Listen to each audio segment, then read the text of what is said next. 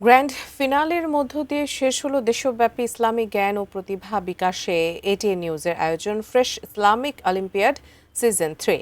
বৃহস্পতিবার রাজধানীর hotel holiday ইনে জমে ওঠে এর চূড়ান্ত পর্ব। অনুষ্ঠানে প্রাথমিক ও গণশিক্ষা প্রতিমন্ত্রী ববি হাজ্জাজ বলেন, প্রধানমন্ত্রী তারেক রহমান প্রয়োজনমুখী শিক্ষা ব্যবস্থার পরিকল্পনা নিয়েছেন যাতে সবার উন্নত ক্যারিয়ার হয়।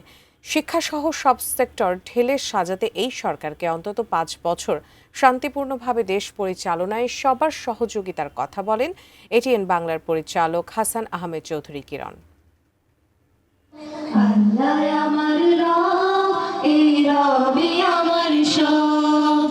দেশের বিভিন্ন প্রান্ত থেকে আসা মেধাবী প্রতিযোগীদের অংশগ্রহণে চূড়ান্ত এ পর্ব। স্কুল, কলেজ ও বিশ্ববিদ্যালয় এই তিনটি গ্রুপ থেকে কঠিন বাছাই প্রক্রিয়া পেরিয়ে চূড়ান্ত পর্বে জায়গা করে নেন সেরা ১৪ জন প্রতিযোগী। ধর্মীয় জ্ঞান, কোরআন তেলাওয়াত, আজান এবং হামদ নাচ পরিবেশনার মাধ্যমে তারা তুলে ধরেন নিজেদের প্রতিভা। দুঃখের দিনের দরদি মোর নবী কমলিওয়ালা। প্রতিযোগীদের পারফরমেন্স মূল্যায়ন করেন বিশিষ্ট আলেম, শিক্ষাবিদ ও সঙ্গীতজ্ঞদের সমন্বয়ে কঠিন বিচারক প্যানেল। জ্ঞান, সুর, উচ্চারণ ও উপস্থাপনার সমন্বয়ে নির্ধারণ করা হয় সেরাদের অবস্থান।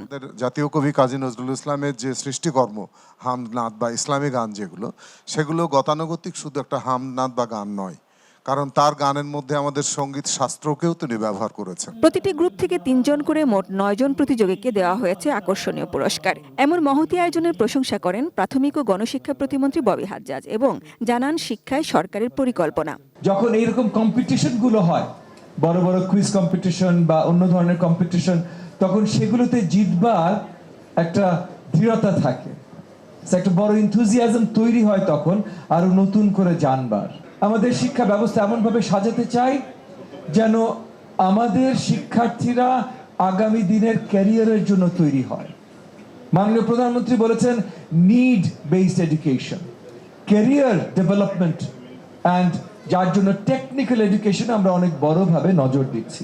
আওয়ামী লীগের শাসনের সময়ে শিক্ষাসহ ধসে পড়া খাতগুলো ঢেলে সাজাতে নতুন সরকারকে সহযোগিতার আহ্বান জানান এটিএন বাংলার পরিচালক হাসান আহমেদ চৌধুরী কিরণ। কাঁঠাল দিয়েও কিন্তু বেগুনি ভাজা যাবে, তো আমরা সেগুলি আর ভবিষ্যতে শুনতে চাই না। অতীতের রাজনীতিতে যারা বাংলাদেশকে ধ্বংসস্তূপের মাঝে দাঁড় করিয়ে দিয়ে চলে গিয়েছেন, পালিয়ে গিয়েছেন, সেই জায়গা থেকে আমরা শিক্ষা গ্রহণ করে ভবিষ্যৎ রাজনীতিতে বাংলাদেশের যে উন্নয়নের কথা আমরা বলছি সেদিকে আমরা বাংলাদেশকে এগিয়ে নিয়ে যাব। সবকিছুকে ভেঙে দেওয়া হয়েছিল, সেগুলিকে টেনে তুলতে সময় লাগবে।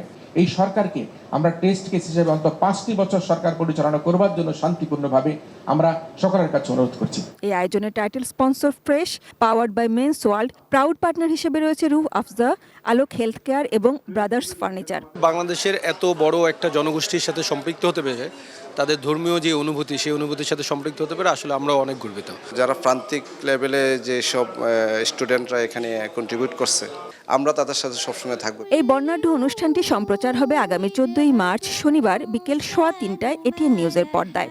এসো না আল্লাহর নামে গান গাই। সাজিদা সুইটি, এটিএন নিউজ, ঢাকা।